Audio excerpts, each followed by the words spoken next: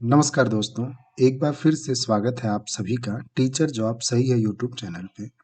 Friends, मैं Delhi NCR की vacancies तो आपके साथ शेयर करता हूँ। साथ में कुछ अच्छे कॉलेज या यूनिवर्सिटी या स्कूल्स होते हैं, उनकी भी वैकेंसी शेयर करता हूँ। तो आज जो हम वैकेंसी शेयर करने वाले हैं आपके साथ वो है एयरफोर्स स्कूल, कानपुर, कैंट।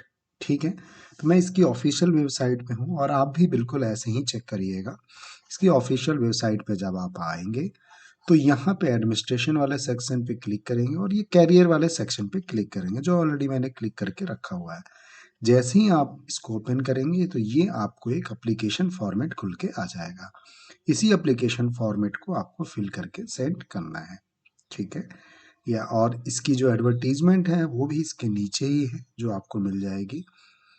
तो जैसे ही थोड़ा सा नीचे आएंगे तो आपको ये रहा एडमिट कार्ड। ये एडमिट कार्ड का कुछ परफॉर्मा है और यही चीज़ आपको एडमिट कार्ड ऐसे ही मिल के आएगा।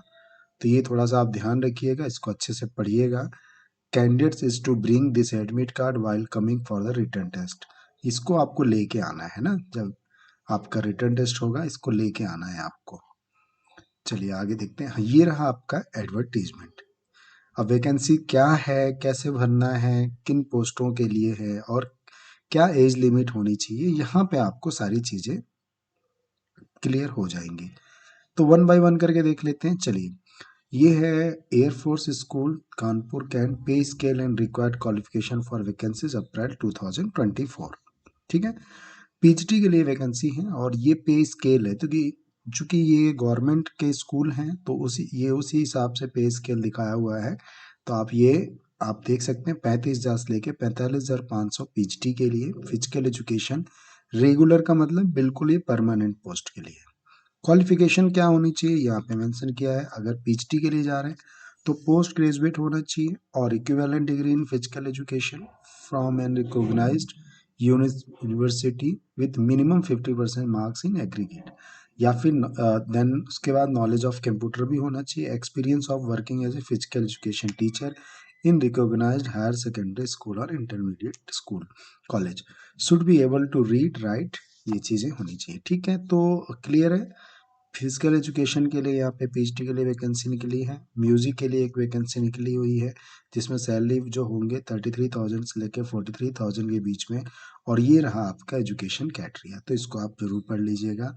देन अगला टीचटी health wellness teacher, salary mention की गई है और इसमें ऑफ मास्टर और bachelor degree from any university recognized by the government India UGC AICT with a minimum aggregate marks of 50% in the subject 50% aggregate psychology. तो psychology होना चाहिए।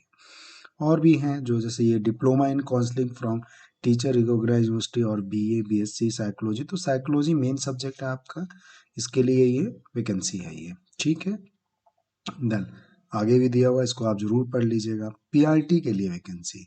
अच्छा, ये चीज़ें देखिए कहीं इसमें सीटेट की बात नहीं की गई है, आगे इसमें और देख लेते हैं। पीआरटी के लिए रेगुलर के लिए 2 पोस्ट है, 28,500 से लेकर 37,000 रुपये मिलेंगे। और इसमें जो वैकेंसी है, इसकी जो क्राइटेरिया है, a bachelor degree for any university recognised by the government of India.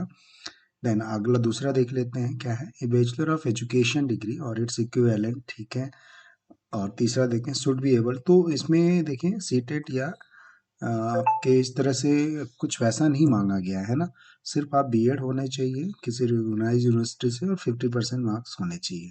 Clear है, चलिए आगे देख लेते हैं। एनटीटी, एनटीटी में 18,000 से लेकर 23,500। Senior secondary with nursery teacher training, diploma और diploma in nursery Montessori pre primary teacher training और डिप्लोमा इन एलिमेंट्री। तो ये सारी चीज़ें रहेंगी, इसको आप पढ़ लीजिएगा। जिस भी फील्ड के लिए भर रहे हैं आप उसको अच्छे से जरूर पढ़ें। ठीक है, क्लर्क की भी वैकेंसी है, 14,500 कॉन्सलेटेड सैलरी है, बढ़ती रहेगी ये। और ये कॉन्ट्रेक्चुअल बेस पे है ना, ये परमानेंट बेस पे नहीं है। तो उसके लिए ये क्राइटेरिया होना चाहिए, आप देख लीजिए। हेल्पर की भी जरूरत है एंड वॉचमैन की जरूरत है। तो ये सारी वैकेंसीज आपके सामने आई हुई हैं, इसको चेक कर लीजिए। अब आगे देख लेते हैं। ईपीएफ कंट्रीब्यूशन 12% ऑफ ₹15,000 और बेसिक पे। ठीक है, एज लिमिट देख चेक कर लीजिए, 21 टू 50 ईयर ये मेंशन किया गया 1 टू 5 के लिए, 25 टू 50 मेंशन किया गया है 6 वाले के लिए, यानी 6 में क्लर्क है। देन इसी तरीके से सी बिटवीन 21 टू 40, 7 टू 8 यानी 7 टू 8 में हेल्पर और वॉचमैन के लिए। तो ये एज कैटेगरी आपको यहाँ से मिल जाएगा, आप देख सकते हैं। और यहाँ पे कुछ लिखा भी है, चेक कर लीजिए। Women candidates are physically challenged candidates will be given as a relaxation up to maximum of 5 years। तो ये एक अच्छी बात होगी। तो इसी तरीके से कैंडिडेट्स, आप अगर आपने एयरफोर्स स्कूल में पहले भी पढ़ा है एज ए पीएचडी टीचर तो 3 इयर्स का आपको मिलेगा, और पीआरटी एनडीटी में पढ़ा है आपको तो 3 years as a PRT NTT in air force school but present in, और अगर आप वर्किंग नहीं है और आप अगर पहले कभी पढ़ा रखे हैं तो 3 ईयर के आपको जो है इसमें एज रिलैक्सेशन मिलेगा। पीएचडी टीएचडी के लिए 2 इयर्स का मिलेगा। तो इसी तरीके से आप इसको पढ़ सकते हैं सारी चीज़ें। अब आपको करना क्या है, ये रहा आपका एप्लीकेशन फॉर्मेट, और सब कुछ यहाँ पे देखिए क्लियरली मेंशन किया है, ठीक है। इसको आप पढ़ लीजिएगा और इसी को आपको फिल करके भेजना है। The complete application is to be send in envelope mark application for the post by speed post. को स्पीड पोस्ट करना है 10 जनवरी 24 तक फॉलोइंग एड्रेस, ठीक है। 10 जनवरी तक आपको इसको भेज देना है। ये रहा इसका एड्रेस, और ये जो है ये पूरे फॉर्मेट आपको भेजने हैं, ठीक है। इसको फिल करके इसको आप प्रिंट आउट ले लीजिए और फिल करके इस फॉर्मेट को आपको भेजना होगा, ठीक।